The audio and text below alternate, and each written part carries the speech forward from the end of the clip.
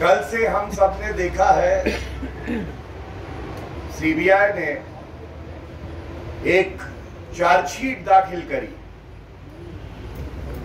और जैसे ही ये चार्जशीट दाखिल हुई तो कल हमारी प्रेस वार्ता में जब दिल्ली के शिक्षा मंत्री मनीष सिसोदिया बब्बर और उनके गब्बर अरविंद केजरीवाल से प्रश्न पूछे तो अपने भ्रष्टाचार पर कोई प्रश्न का उत्तर देने के लिए वो बाहर नहीं आए थे। आज एक बड़ी ही छोटी सी प्रेस वार्ता करी जिसमें हर नागरिक ने देखा कि कट्टर बेईमान अरविंद केजरीवाल कहते हैं कोई और नहीं भारत में, अरविंद केजरीवाल कट्टर ईमानदार है। यह भारतीय राजनीति में पहले कभी नहीं हुआ कि जो किंगपिन हो, जिसके इशारे पे सारा भ्रष्टाचार दिल्ली में होता है, excise scam, classroom scam, DTC low floor buses scam, Satyendra Jain मंत्री पद से हटाए नहीं जाते हैं, हवाला रैकेट स्कैम, वो अपने आप को सर्टिफाई करता है कि मैं कट्टर ईमानदार हूं। अरविंद केजरीवाल जी,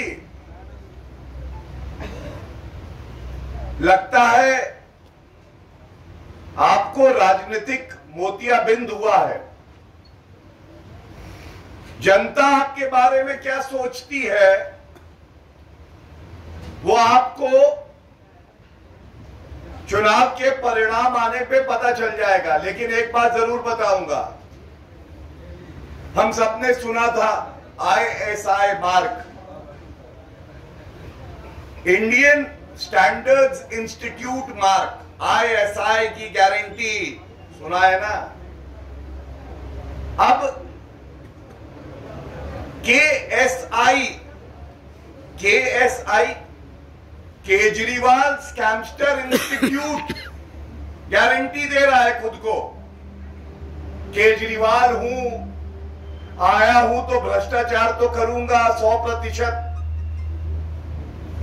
और ये KSI की जो गारंटी है, केजरीवाल स्कैमस्टर इंस्टीट्यूट की गारंटी, तथ्यों पे बात करेंगे, विधिक बात करेंगे। संवैधानिक पद पर बैठा हुआ व्यक्ति खुद को आके सर्टिफिकेट दे दे कि मैं ईमानदार हूं, जब पूरा देश कह रहा है कि कट्टर बेईमान कोई है तो वो अरविंद केजरीवाल है। और मैं पुनः एक बात उठाऊंगा,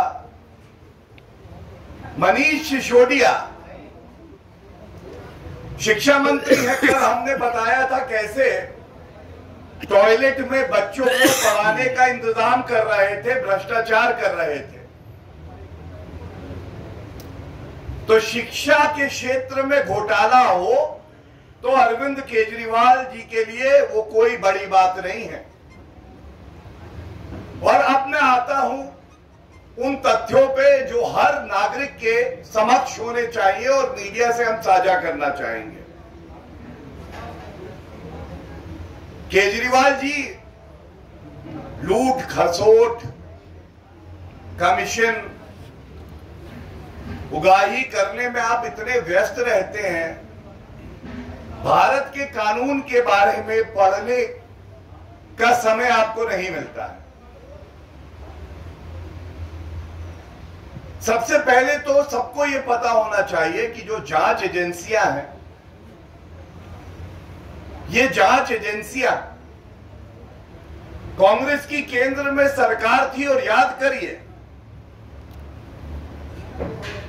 सर्वोच्च न्यायालय ने कहा कि इसको पिंजरे का तोता बना दिया गया है। आज जांच एजेंसियां स्वतंत्र है, निष्पक्ष है और वो भ्रष्टाचारियों पे जो उचित कार्रवाई होती है वो करती है। अरविंद केजरीवाल जी, आपको मैं ये जरूर बताना चाहूंगा, हमारे देश का कानून कहता है कि एक समय सीमा के अंदर ही चार्जशीट फाइल हो जाए, क्योंकि अगर चार्जशीट उस समय सीमा में नहीं फाइल होती है तो जो जेल की हिरासत में होते हैं उनको ऑटोमेटिक बेल मिलती है। ये कानून है देश का। तो इसलिए एक स्वतंत्र एजेंसी जो साक्ष्य, जो तथ्य, जो प्रमाण, जो बयान उनके समक्ष है, उसके आधार पे एक चार्जशीट फाइल करती है। लेकिन अब मैं एक बड़ी बात आपको बताता हूं। जांच एजेंसियां स्वतंत्र रूप से अपना काम कर रही हैं। कट्टर बेईमान भ्रष्टाचारी सोच रहे हैं कि हमारी चोरी पकड़ी नहीं गई, हम तो छूट जाएंगे। तो जांच एजेंसियां तो अपना काम करेंगी, लेकिन एक जिम्मेदार राजनीतिक दल होने के नाते मैं ये जरूर कहूंगा, हर नागरिक की तरह हमें भी ये विश्वास है, अरविंद केजरीवाल जी, कोई भ्रष्टाचारी छूटेगा नहीं। सप्लीमेंट्री चार्जशीट का प्रावधान कानून में है और अरविंद केजरीवाल जी अब कहेंगे सप्लीमेंट्री क्या होता है, सप्लीमेंट्री क्या होता है। तो सबसे पहले तो मैं आपको ये बता दूं, सप्लीमेंट्री ये होता है जो कल हमने उजागर किया कि टेंडर का अमाउंट था कम और उसके बाद इन्होंने सप्लीमेंट्री कई 100 करोड़ का काम बब्बर को दिया था बिना टेंडर के, याद है ना। तो जो मेन चार्जशीट है उसके बाद आगे भी विवेचना चलती है कानून में और उसके बाद कानून के तहत कार्रवाई होती है। और मैं एक उदाहरण आपको देता हूं। अरविंद केजरीवाल जी, आपको मैं बताता हूं, आतंकवादी यासीन मलिक नाम आप जानते हैं, हमारे देश के खिलाफ गतिविधियों में लिप्त था। सप्लीमेंट्री चार्जशीट में उसका नाम आ गया था। यह बताना क्यों आवश्यक है? यह बताना इसलिए आवश्यक है, यह कानूनी प्रक्रिया होती है,